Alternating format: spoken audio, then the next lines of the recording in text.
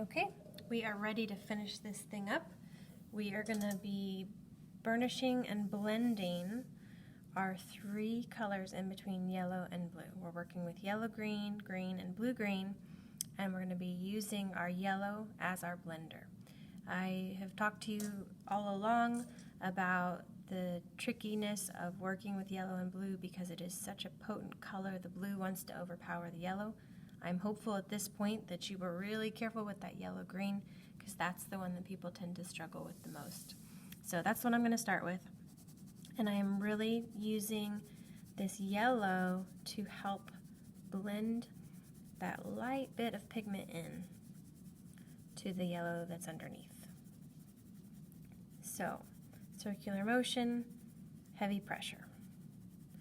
And we're just wanting to see just the tinge of that green that's created when you mix yellow and blue together.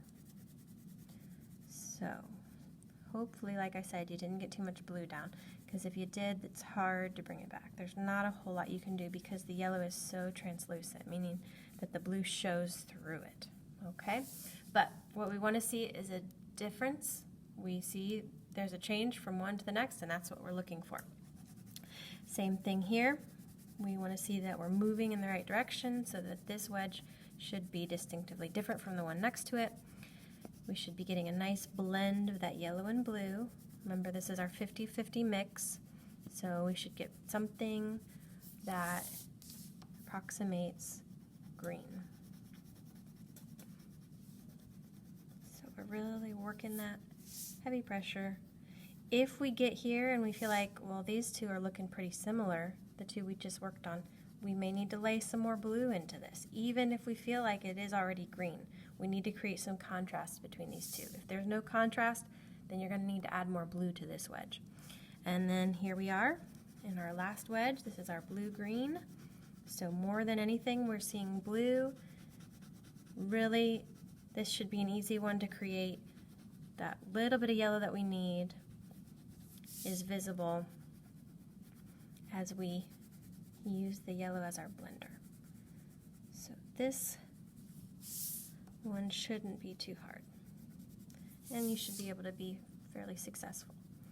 Again, if the one you're working on now is not looking different than the one you just worked on, really the only way to fix it is to add more blue, and you want to do that before you burnish too much, because again, that paper can get kind of saturated and not want to accept more wax and more pigment.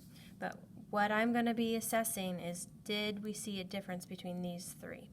If we've gone a little dark here, then we have to go darker here and darker here, and we just want to make sure that we're seeing some difference.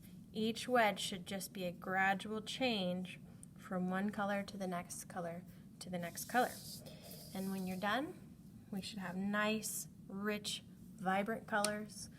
I hope you took your time to color precisely, that we don't have too much messiness outside of the wheel, and I hope that you learned a little bit about how colors work together. Alrighty, that's it.